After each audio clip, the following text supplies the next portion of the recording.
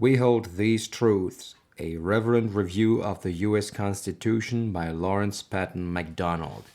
Chapter 5, Religion and the First Amendment.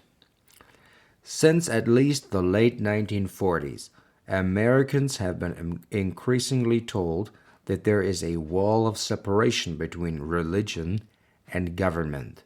The First Amendment reads, Congress shall make no law respecting an establishment of religion or prohibiting the free exercise thereof, or abridging the freedom of speech or of the press, or the right of the people peaceably to assemble and to petition the government for a redress of grievances. At issue is the meaning of the religion clauses of the First Amendment. First, the Establishment Clause, Congress shall make no law respecting an establishment of religion, and second, the Free Exercise Clause, nor prohibiting the free exercise thereof. We have been presented with two false views of the intentions of our founding fathers who framed and ratified the First Amendment. The more prominent of these false theories is the secularist viewpoint, often known as the absolute separationist position. That is the notion that the Establishment Clause was intended to separate religion in general and Christianity in particular from our nation's basic or fundamental law. Those who push this view claim that the men who gave us the Constitution and the First Amendment were open or secret secularists, that is, they were not religious and not connected to any church or religion. They also claim that our founding fathers were man-centered thinkers who sought to rely solely on man's reason or experience or both, apart from faith in God and obedience to his standards of ethics. Others admit that our founding fathers were Christians, but argue that these Christian statesmen tried to separate Judeo-Christian ethical standards from our Constitution and the civil governments it established. The second false interpretation of the meaning of the religion clauses is usually called the pluralist or non-preferential theory. In reality, it should be called the neutralist view. That concept claims that no one religion should receive any preference in our laws, and people of all beliefs would be free to practice their religions no matter how bizarre their requirements and precepts might be. Those who favor both false views praise our founders for either secularizing, removing religion, or neutralizing, de-Christianizing our basic fundamental law and public life. Although secular theorists would keep religions of all kinds from having any influence on our laws and public life, the neutralists would allow all religions into the political process as long as one, particularly Christianity, doesn't dominate the lawmaking process. Supporters of both views claim that movements in the newly independent states to get rid of the various state-supported churches paved the way for and embodied the intentions behind the First Amendment's religion clauses. They also agree that excluding Christianity from our laws and public life leaves all citizens and inhabitants of the United States freer and our laws both neutral and more just than would otherwise be the case. Because of such notions, federal judges led by the U.S. Supreme Court have interpreted the Establishment Clause to mean that there can't be any connection between Christianity and public life. Everything from Christmas and Easter displays on town, city, county, parish, township, and state property to prayers in the public schools and prior to football games to Christian symbols in city seals or on the patches of uniforms worn by police or firemen has been ruled taboo by radical federal judges or courts no matter how long such things have been part of the public life of our communities. But the Supreme Court has declared that secular humanism is actually a religion itself.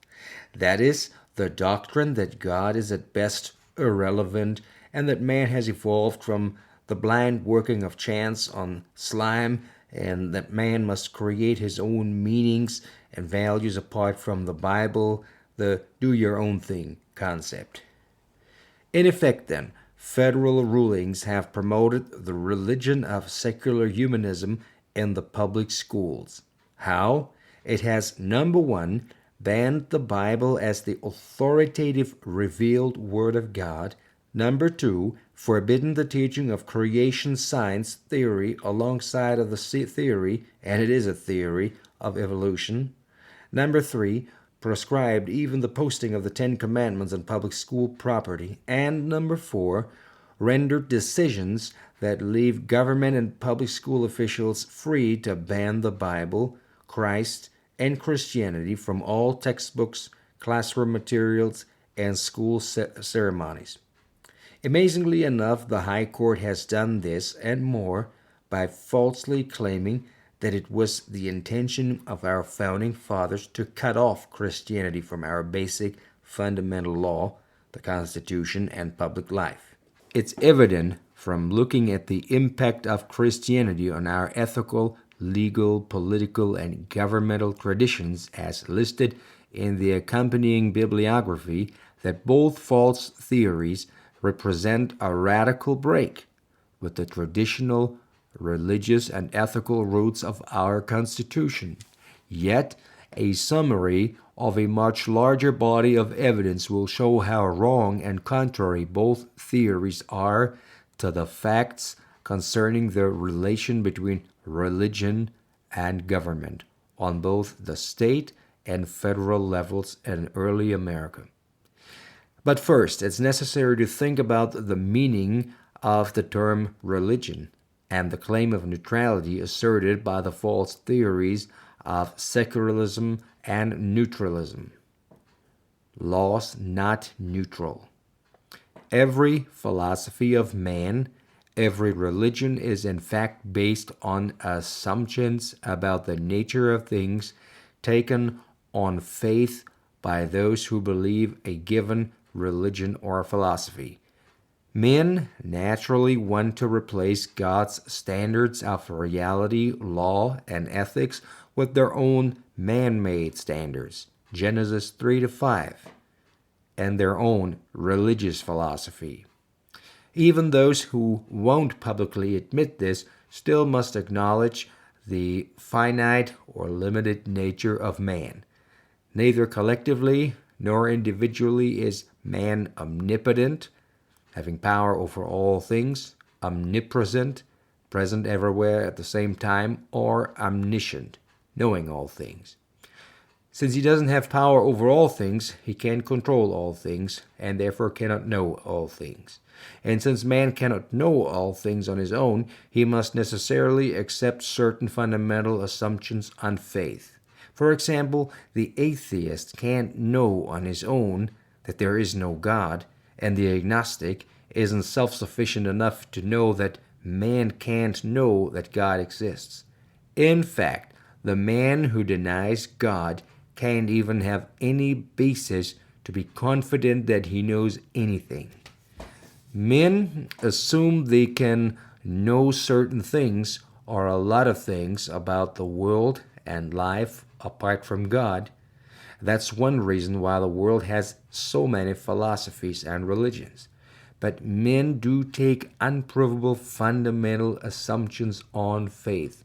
Each of these sets of assumptions is really a religious philosophy, regardless of whether it's called a religion or a philosophy.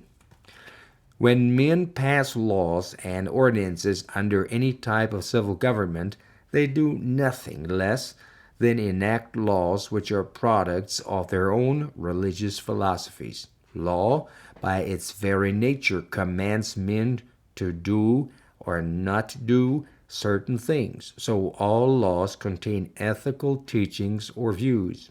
Contrary to the modern claim you can't legislate morality, all laws are actually enacted morality. The only question remaining is this: whose morality? There can't be any neutrality in law because all laws are the result of someone's, individually or collectively, morality and religion philosophy. It is therefore impossible to separate church and state, as claimed by secularists or neutralists when they use the First Amendment in an attempt to claim that it built a wall of separation between religion and government. Replacing a so-called Judeo-Christian law with a religiously neutral law is impossible.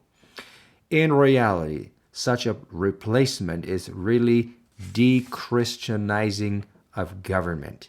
It is also setting forth another religious view of the law, one where there is no room for God and his eternal standards of right and wrong. It should be clear that this is the case from the viewpoint of the Bible, which was by far the most honored source for early American writers during the time our founding fathers won independence and framed our Constitution. The Bible clearly presents God and His Son, the Christ, as the creator and ruler of all things in heaven and earth. See Genesis 1:1, John 1:1, Colossians chapter 1 verses 16 and 17, and Hebrews chapter 1 verses 1 to 3. The First Commandment says we must have no other gods before Him. The Second Commandment makes it clear that He rewards the obedience and punishes the disobedience of man. Exodus 20 verses 3 to 4. In addition, 2 Timothy 3 verses 16 to 17 notes that all Scripture is useful to us in all areas of life. All Scripture is given by inspiration of God and is profitable for doctrine, for reproof, for correction, for instruction in righteousness, that the man of God may be perfect, mature, or complete, thoroughly furnished unto all good works. The Bible also makes it clear that the sin of Adam was disobedience in rebelling against God and God's standards. Lest any suppose that God's divine ethical standards don't apply to all men, it is helpful to remember that they are shown by the Old and New Testaments to be for rulers as well as for all other individuals. Check out Deuteronomy 28, Psalms 2 and 72, Proverbs 28 and 28, Romans 13, 1 verse 1 till 10, and 1 Peter chapter 2, 11 to 17. Rulers are supposed to be a terror to evildoers, not to people who do good, and to praise them that do good, not them that do evil. Check out Romans chapter 13, verses 3 to 6, and 1 Peter 2, verses 13 to 15. Clearly, this can only define good and evil according to God's standard, not man's. That was the belief of preachers who taught early American settlers the principles of civil government and exhorted them to resist the tyranny of the King of England.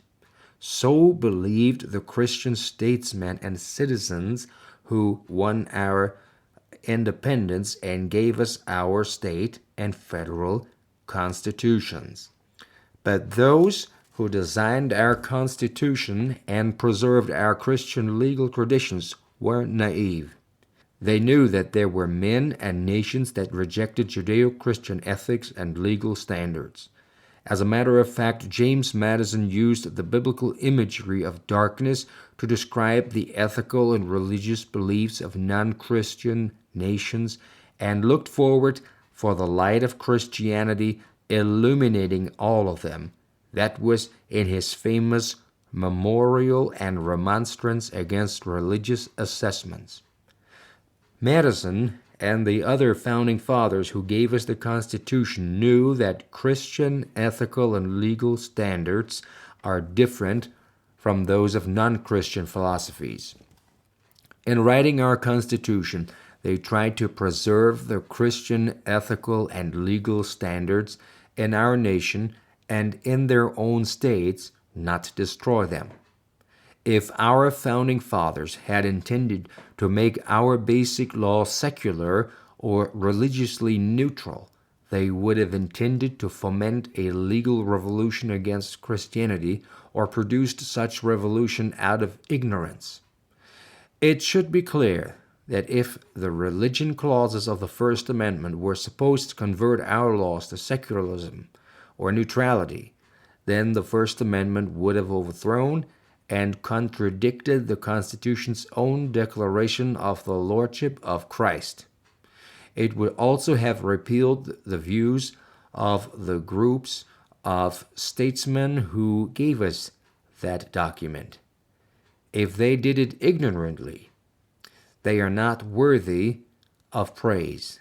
If they did such a thing deliberately, then they are worthy of condemnation. Of course, let it be made clear here that there is absolutely no evidence that they did any such thing, ignorantly or deliberately. The evidence is clear. We don't have to speculate about where some secret non-Christian secular intention prevailed among the men of the first Congress who framed the First Amendment and the men of the state legislatures who ratified the amendment. Evidence surrounding creation of the First Amendment clearly refutes the false secularist and neutralist theories. It also points to the truth of the traditional understanding of the amendment as one designed to prevent the creation of a national tax-financed and supported church or denomination and to leave men free to practice their religious faiths within the well-understood and deeply valued boundaries of Christian ethics. Disestablishment. Long and often unpleasant experiences with a state-established denomination such as the Church of England, the established churches of other European nations, or some of the colonial established churches made most Americans totally against continuing the established churches of their colonies after independence was gained. An established church at that time was characterized by such unpleasant features as, number one, a state church protected officially by the civil government with a compulsory orthodoxy enforced by that government and supported by the taxes levied on all citizens of that political jurisdiction, regardless of their denominational preferences.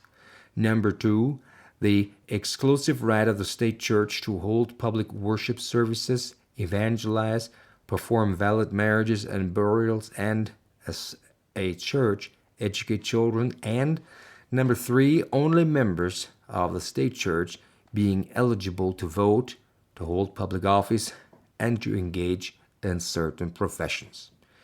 It was such practices that men sought to halt when they worked to end or disestablish their state government's churches. But such movements didn't emerge or even achieve success in every state before the First Amendment was ratified.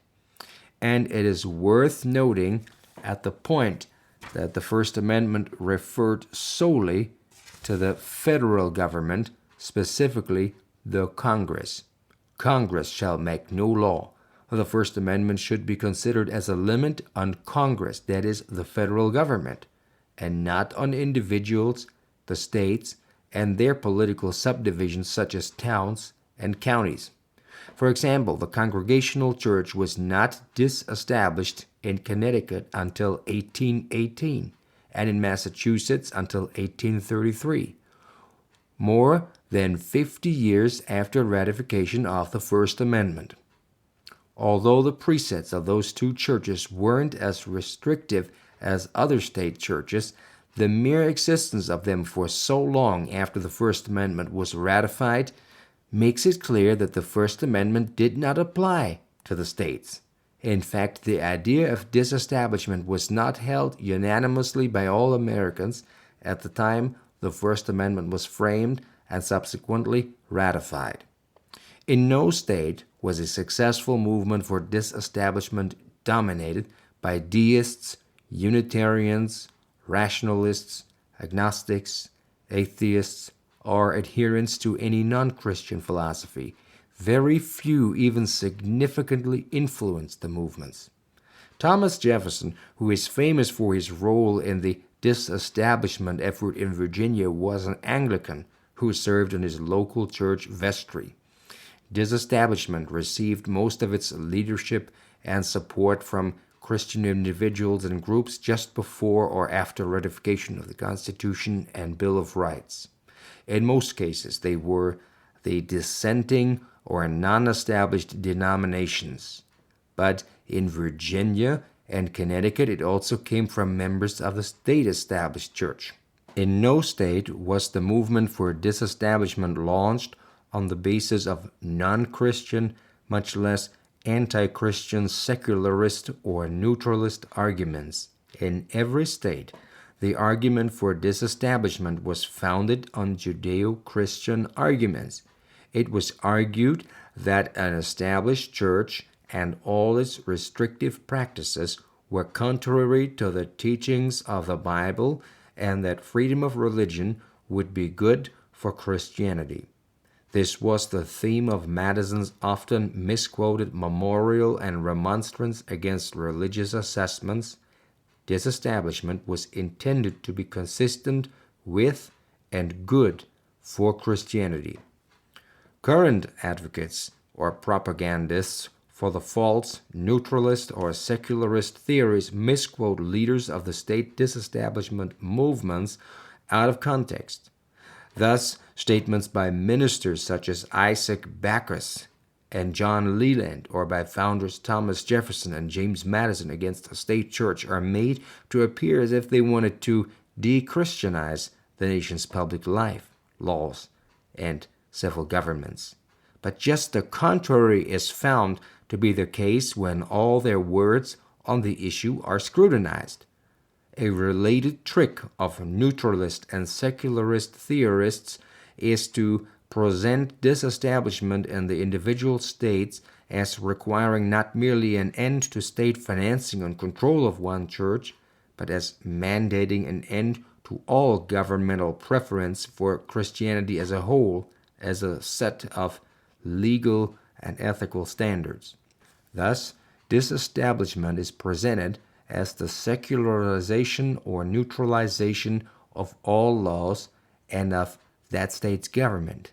Therefore, applying this error to all the movements for disestablishment in the states, secularists and neutralists falsely claim that the purpose of the Establishment Clause in the First Amendment was to de-Christianize the entire nation's laws.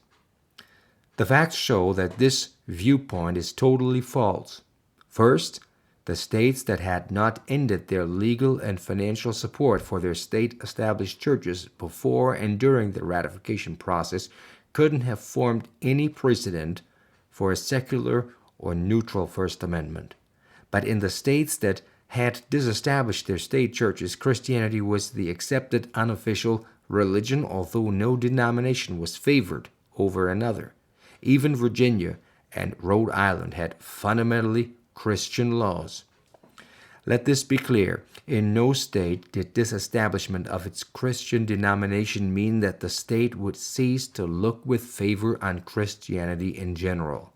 In no state did disestablishment mean religious neutrality or secularization. Christianity continued to be fundamental to the charters, declarations, or bills of rights and laws of all states long after disestablishment and for many decades after the First Amendment was written and ratified. Therefore, disestablishment in the individual states could not have possibly provided a precedent for the de-Christianization of our Constitution and our laws via the mechanism of the First Amendment. North Carolina's Constitution was manifestly Protestant until 1835, when its terminology was broadened to Christian. It wasn't until 1868 that a new Constitution removed all disabilities that had been placed on those of the Jewish faith. New York's Constitution contained a Protestant or politically anti-Catholic test oath for all naturalized citizens until 1806. The 1818 Constitution of Connecticut, which disestablished the Congregational Church, also contained manifestly Christian provisions. In Massachusetts, the Congregational Church wasn't disestablished until 1833. New Hampshire's Constitution had a Protestant religious requirement for members of the state legislature until 1852. Although the South Carolina Constitution of 1790 did provide for religious freedom without distinction or preference, it also provided that liberty of conscience was to be exercised only within the limits of what amounted to Christian morality. New Jersey had a Protestant constitution until 1844, when Roman Catholics were allowed to hold office in that state.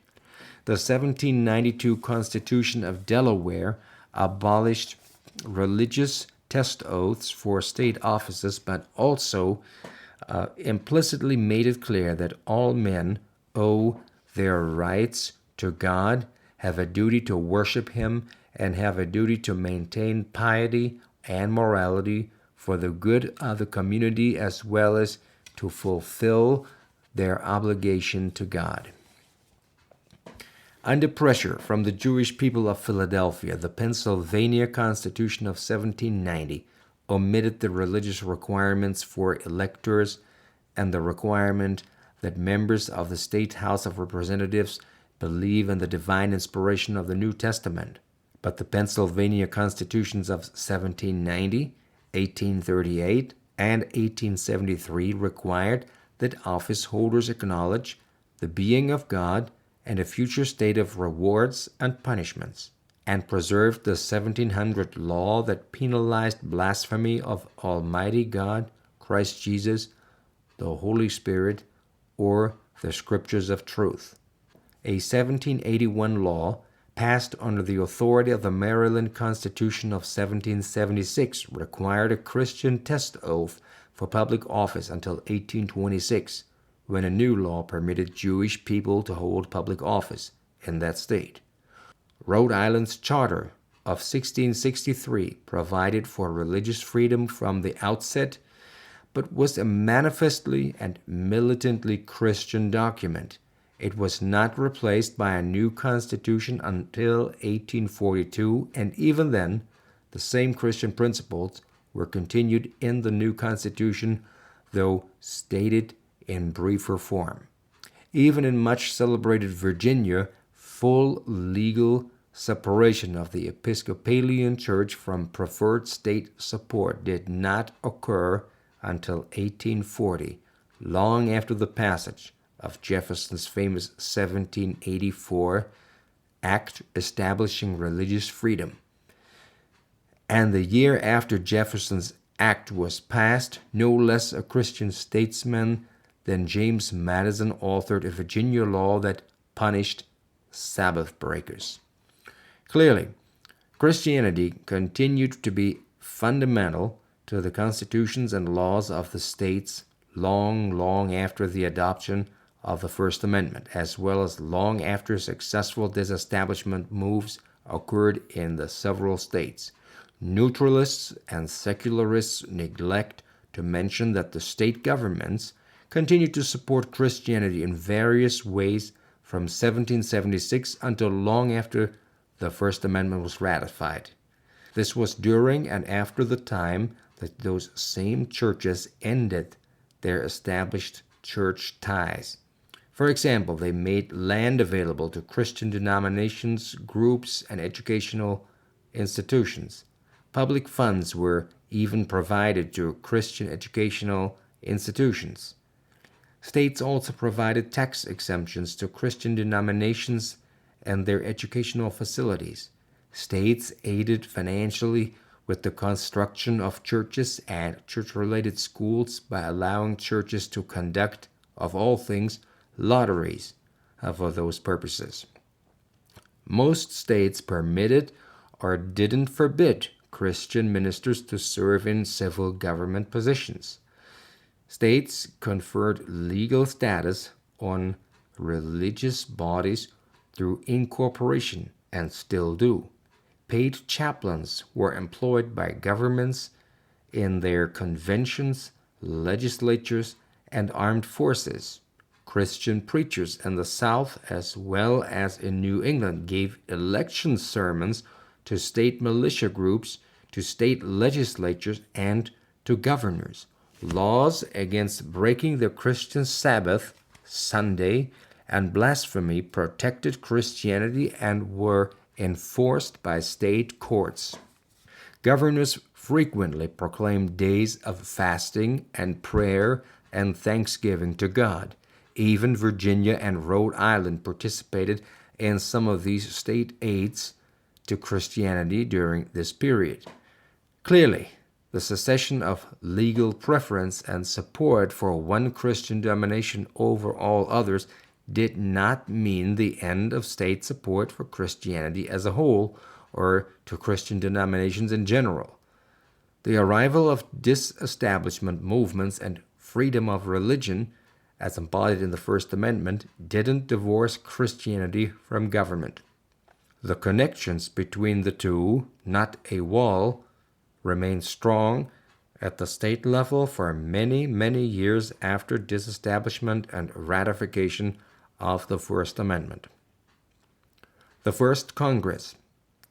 Disestablishment of former state churches was not considered a mandate for secularist or neutralist theories by members of the First Congress, whose debates on the Bill of Rights gave us the First Amendment.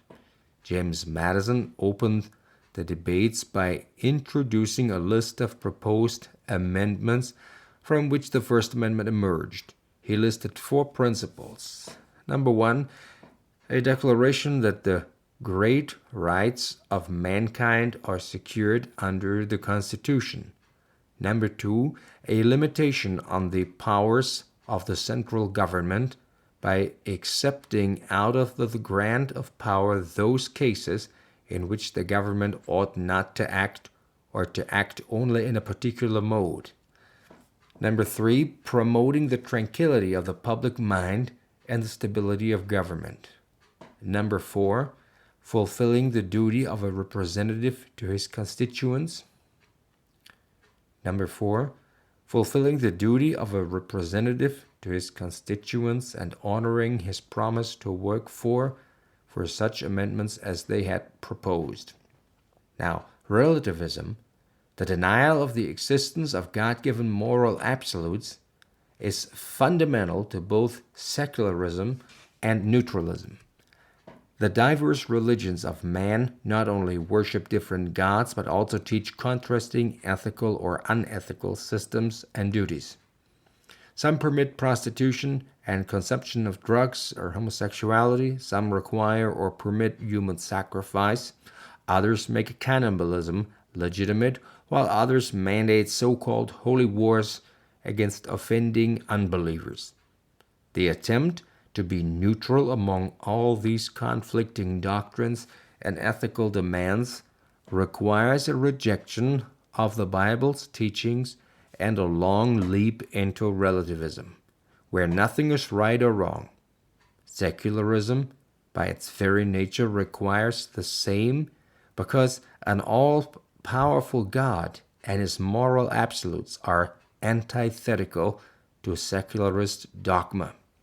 It is quite obvious that a neutralist or secularist First Amendment would have defeated every principle for which Madison fought and which later became the First Amendment. First, in a relativist world, there can't be any great rights of mankind because if there are no ethical absolutes, There can be no universally valid rights, which means no rights at all. Second, if there are no absolutes, then the basis for limiting the power of civil government in general and the federal government in particular is destroyed.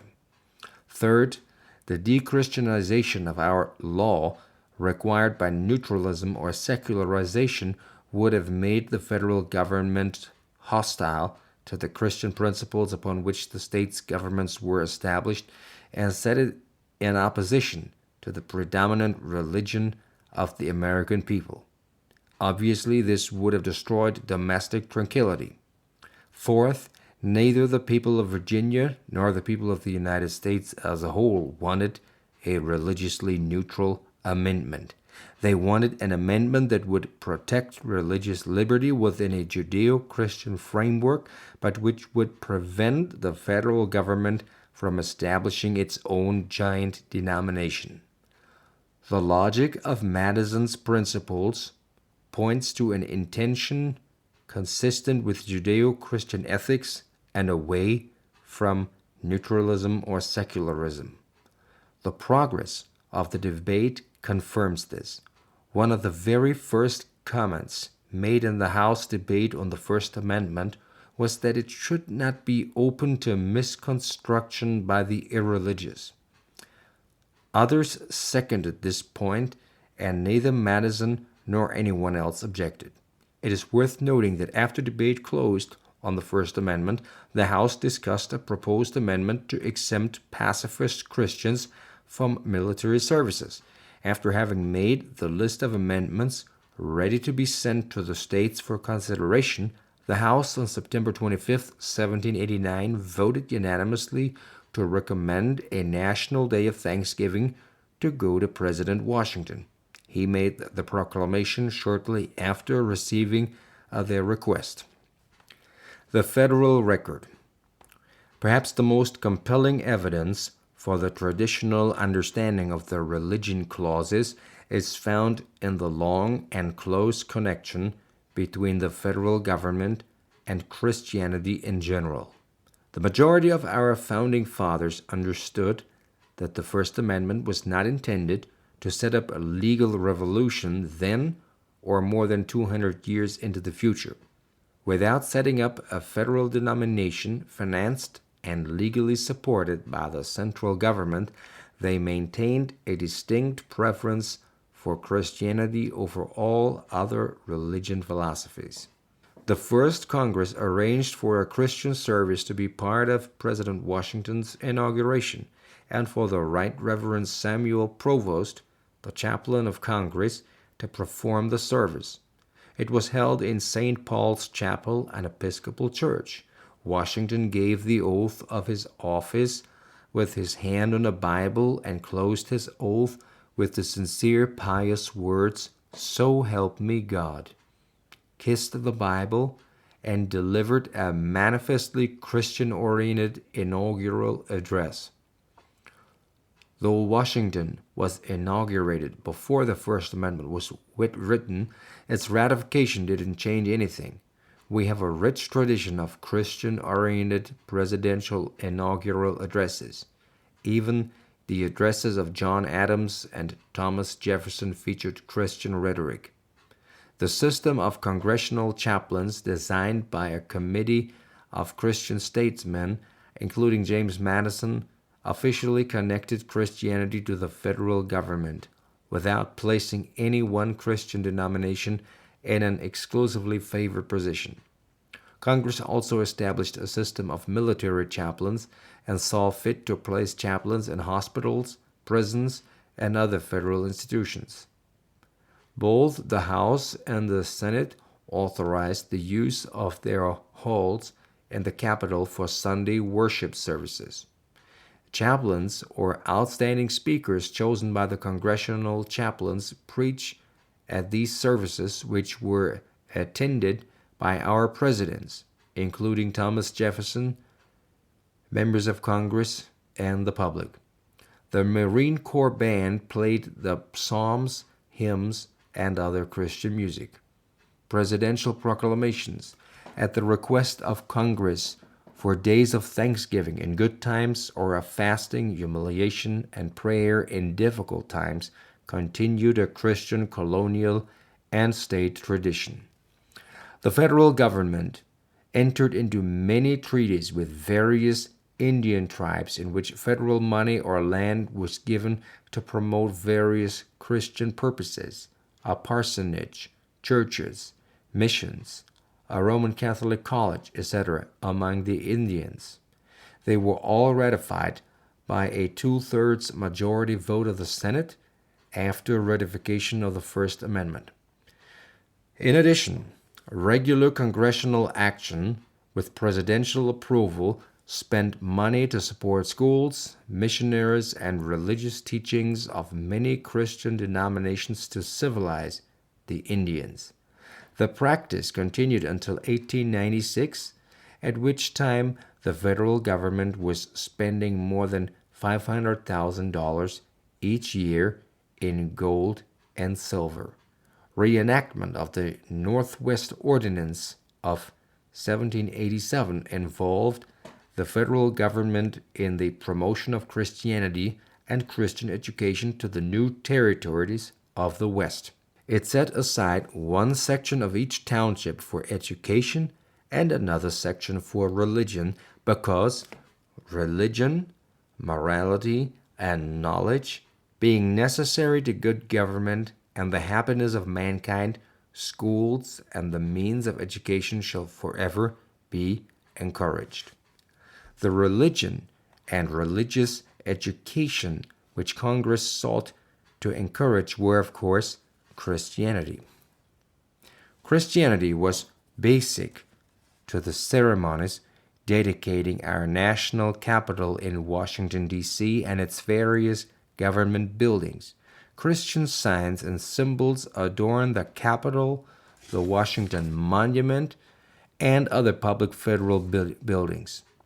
Traditional Christian ethical and legal principles continue to be basic to American law at the national as well as at the state level and were enforced by federal as well as by state courts throughout the first half of the 19th century. Ironically, considering some of its more modern opinions, even the traditional chant of the U.S. Marshal who opens sessions of the U.S. Supreme Court manifests a Christian concern. God save the United States and this honorable court. Some wags have said it should be changed to God save the United States from this dishonorable court. The actions of James Madison and Thomas Jefferson, two of our founding fathers, who are alleged to have favored de-Christianization of our lives while serving as president, demonstrate the strong ties between Christianity and the federal government. While Jefferson was school superintendent for Washington, D.C. schools, they used the Bible and Watts' great hymnal. Between 1803 and 1807, significantly after he wrote his famous separation of church and state letter to the Danbury Baptists, Jefferson's administration concluded 3 treaties with the Indians. One involved the expenditure of federal money to support a Roman Catholic priest and to build a Roman Catholic church building. In 1802, 1803, and 1804, President Jefferson signed into law extensions of a 1796 act which had as one of its purposes federal financial aid to the propagation of Christianity among Indian tribes. Jefferson issued no proclamations of thanksgiving, but President Madison issued 4. In addition, as a member of Congress, he helped establish chaplaincy systems for the federal government. In short, Jefferson and Madison cannot truly be represented in the way that they are usually portrayed by neutralists and secularists. Neither Jefferson nor Madison, while in office, sought to de-Christianize our nation's laws or to reduce them to a level of moral and religious neutrality or secularism. The actions of our other presidents and statesmen overwhelmingly refute the neutralist and secularist theorists of the First Amendment and reveal the continuing relationship of Christianity with our federal government through the decades.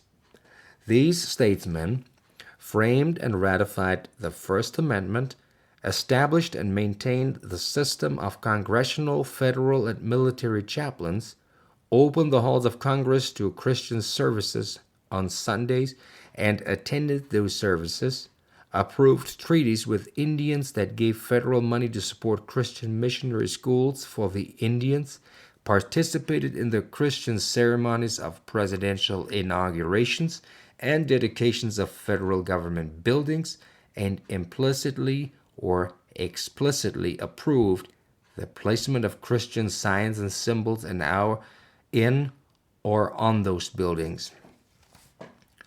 Along with federal judges of that time, they approved and defended the Christian principles of the common law for many decades after ratification of the First Amendment. They made no attempt to either erect a federal church or a denomination or to destroy the Judeo-Christian foundation and essence of our governmental and legal systems.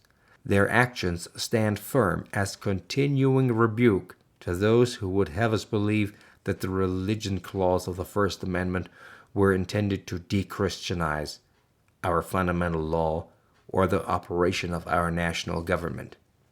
The nature and timing of the attack on the connection between Christianity and our American governments are perhaps the most telling evidence of the magnitude of that connection. For example, the Liberal League demanded an end to the union between Christianity and government in the following areas: exemption of churches and related property from taxes, employment of chaplains in Congress, in the state legislatures, in the Navy and militia, in prisons, in asylums, and other institutions supported by government money, in appropriations for sectarian, educational, and charitable institutions, in religious services sustained by the federal government, in the use of the Bible in the public schools, beginning to sound familiar, in the appointment by presidents and governors of religious festivals and fasts, in the judicial oath used in all courts, in all laws directly or indirectly enforcing Sunday as a day of rest, in laws enforcing Christian morality, and in the practical advantages afforded Christianity in the constitutions of the various states and in the administration of the various local governments in our country. So deep and pervasive were the ties between Christianity and our entire legal and political system that the liberals of the early 1870s demanded an anti-religious revamping of our entire political system so that it could be founded and administered on a purely secular basis. The fact is that the religious neutralists and secularists choose to ignore the historical record and rely instead on the lack of understanding of this vital issue by many American citizens.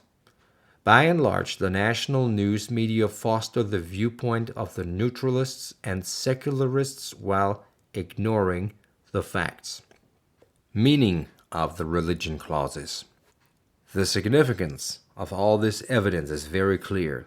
The purpose of the religion clauses of the First Amendment was to prohibit the enactment of laws by the federal government, that is Congress, which would work to set up a national establishment, denomination, or church. It was also to guarantee the free exercise of religion, not just a mere belief in religious doctrines, against encroachments or violations by the federal government. It left to the states their own arrangements regarding the relationship between religion and the state, so long as they didn't establish a religion that would deprive a state of a republican form of government. It must be stated again, the First Amendment was enacted to place limits on the central government's power, that of the federal government, and not on the state governments, local governments, or individuals. Finally, the First Amendment was intended to guarantee the free exercise of religion and the free outworking of religious faith, within the broad Judeo-Christian ethical framework that its authors and ratifiers and the people of the United States looked to as their moral standard.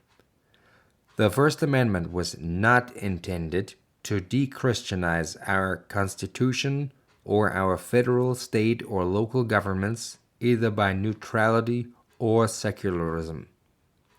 Consequently, there aren't any constitutional grounds for the continued attempted suppression by radical activist organizations or federal judges of either Christian religious liberty or the Judeo-Christian ethics which have been the foundation of our Constitution and laws.